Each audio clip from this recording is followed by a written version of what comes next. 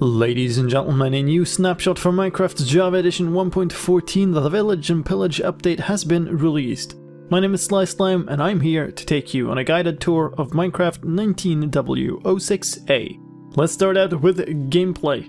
A long-standing bug or quirk or whatever you want to call it has been fixed with falling sand. They will no longer float on top of fences and walls. In the previous snapshot, the crafting table would show recipes meant for the campfire and stonecutter, which meant that you got duplicate recipes and some of the recipes didn't work properly. That's fixed in this snapshot. Also, item frames and the leash knots would not appear at the correct location. They do in this one. Minecart fix, they no longer drop their items in an offset in the positive direction. Also, water no longer disappears if you place it on a double slab. Fixed to an advancement, the serious dedication advancement didn't work. It now gets given again when you use up a diamond hoe. If you used an empty map in creative mode, then the empty map itself is no longer consumed. And the Ravager spawn egg is now sorted alphabetically within the spawn egg list. And when you left a chunk, then scheduled ticks could get lost, which could leave redstone components stuck. Let's move on to mobs. Baby mobs had a quirk where they could grow up at the same time as they were dying. That has been fixed in the snapshot. Pandas will sometimes sneeze slime balls, and sometimes when they did, there was a bug causing them to not be possible to pick up. That's fixed in the snapshot, and also pandas can no longer eat while they're in water they could previously eat while they were swimming. Changes to the Wandering Trader, they will now drink a potion of invisibility at night after approximately 12,500 ticks into the day, and at daytime they will drink milk again. This prevents them from being attacked by mobs, but you can still spot them because the Wandering Trader llamas will still be visible. Fixes to worlds and world generation. Jungle pyramids will now spawn in bamboo jungle as well as normal jungle. And the gateways on the main island would lead to a tiny island that's fixed in this snapshot. In addition, this version has a number of fixes to structures used in the new village generation. As in previous videos, I have created updated versions of my village display worlds, and you can download these from a link in the video description if you want to take a closer look. For now, we're going to quickly go through the changes in these worlds. Let's start in the desert village variety and with this meeting point. One of the problems that has been fixed with the villages was that bells didn't correctly connect to blocks. So a bunch of bells have been added into these structures. You can see this one here. That's one of the fixes that has been done. We'll see more fixes like that. The next thing we will look at is the farm type. The farm has been updated, this one in specific as well. You can see that in the previous update it got this composter added, and in this one it has had a jigsaw block added here and a layer added underneath. So you can see that this one is up one. Of course this will be flush with the ground once it's generated in the village, but this means that there will always be a block underneath this water so you don't get water spilling all over the place in some generations. This jigsaw block will make sure that this actually can generate and connect to some other jigsaw piece. The next thing that has changed is this small desert house, number 8 to be specific, and if you look at this one, you can see that the change is the jigsaw block again, connecting it to other blocks. This one is an interesting change. The blacksmith building has been completely removed. That's why I've just left it empty here. The structure no longer exists. With that done, let's take a quick look at the corresponding desert zombie village type. That has the corresponding update to the small house number 8, which also has the jigsaw block right over there. And the previous version doesn't have it. That is the only change to the zombie version of this village.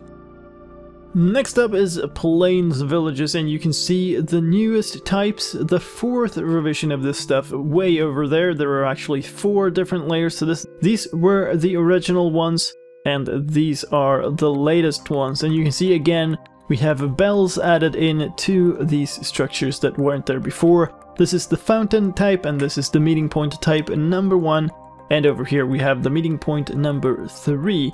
All of these have had bells added into the builds. Next thing up is one of the houses, the plains big house, and you can see here if you look way over there in the distance, this has had a grounding layer added in, Of course, this will be sunk down into the ground by 1 because this block here will connect the doorway to the pathway, but it now has a layer of dirt underneath to make sure that there's always a foundation for the house. 2 of the smaller houses have also been updated. They are the Plains House 7 and 8.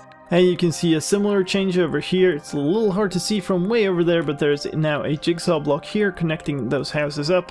And the same goes for this house. You can see a jigsaw block has been placed in the doorway, and this structure has been extended by 1 grass block over to this side to contain the water. 2 of the specialist houses have been updated as well. This is the tool smithy, and you can see this one has a jigsaw block added here as well that it didn't have over here before, and that means that it can now generate correctly. This other one that has been updated is one of the temple buildings, and I actually haven't been able to figure out what the fix is in this one. If you do know, then let us all know down in the comment section down below. Now we're in the Savannah one, and similar things have happened here.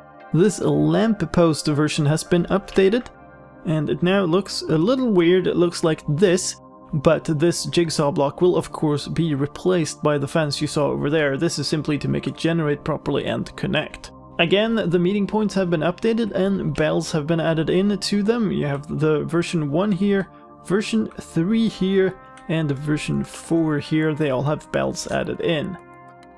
2 updated houses for the Savannah biome villages. The first one is this one. The small house number 8 has had a jigsaw block added in so it should generate properly, and the next one is way over here. It is the Masons building, and it has had the same treatment. It now has a jigsaw block out front, so that should properly generate now. And now we're in the Snowy Village variant, and as before you can see bells have been added to the meeting points. There's a 3rd meeting point here, but it already had a bell over there, so that hasn't been changed. Also, a lot of houses have been changed in this version. It's the medium house 1, 2, and 3, and small houses 1, 2, 4, 5, and 7. I'm not going to go into all of these, but many of them have the same type of fixes as you've seen before. Some of the specialized buildings have been updated as well. Here's the tannery. It now has a jigsaw block so it can connect and generate properly. And this is the weapon smithy, which was a little too prone to catching on fire from this lava, which has been fixed in this version of the structure. Moving on to the taiga biome, we had this decoration that was bugged before with water all over the place. This one has now been updated. If we go over here, to, as far as I can tell, not contain any water anymore. This block kind of looks like it should turn into water, but it is set to an empty pool and, well, who knows. Anyway, it doesn't appear to contain any water anymore. In addition to this, we have the meeting points, bells added just as in the other village types, and then a house way over here, which is the armor building. That has been updated to include these armor stands with some armor pieces on it. There's also a duplicate of the structure called Armorer House 2. This one is just called Armorer 2, and that duplicate has now been removed. And finally, we're in the zombified version of the taiga villages, and that also had an update to the meeting point, and I have not been able to tell exactly what the fix here was. Certainly wasn't this log, at least. The other change here is that that duplicate armorer house has been removed. However, that was the only one that existed for zombie villagers, so there's no zombie village armorers anymore, as far as I can tell. And that was the last change to the village structures. Some changes to sounds in this version. Filling a composter now makes a sound properly again.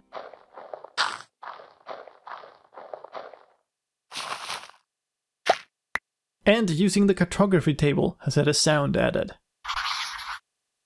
User interface fixes. There's now a new splash screen when you start the game with a progress bar. This also means that the game no longer freezes for a while starting up, so you can move the window around or change resolutions even before getting into the main menu. There's also a nice fancy fade when the load is finished. Recipe toasts for the stonecutter now use the appropriate icon. They would have the crafting table icon before, and some subtitles for the wandering trader would show the translation string. They now have appropriate translations. In terms of visuals, the Programmer Art resource pack has been updated. Let's talk a little bit about tech. The LWJGL library has been updated. That's the lightweight Java game library, updated to 3.2.1.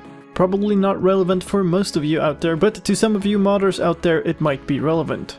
Particle format has changed in this version. The particles are now broken up into individual textures rather than all being in particles.png. This currently breaks resource packs from before, but in a coming version there will be some way of maintaining backwards compatibility. There's a new optional tag for block item called block state tag, and it lists block states that will be applied after the block gets placed into the world. Change to wandering traders, they now have a wander target data tag, and that contains a block position. If that block position is set, they will pathfind to that position as part of their behavior. Armor stands which are flagged as marker do not have gravity anymore, so if you set the marker tag to 1 on an armor stand, it will imply that the no gravity tag is also set. The Ravager would fall even if it had no AI set to 1, that's fixed in this version, and if you put pillagers into a spawner, then they would still require skylight to spawn, that's fixed in this snapshot as well. And those are all the changes to this snapshot.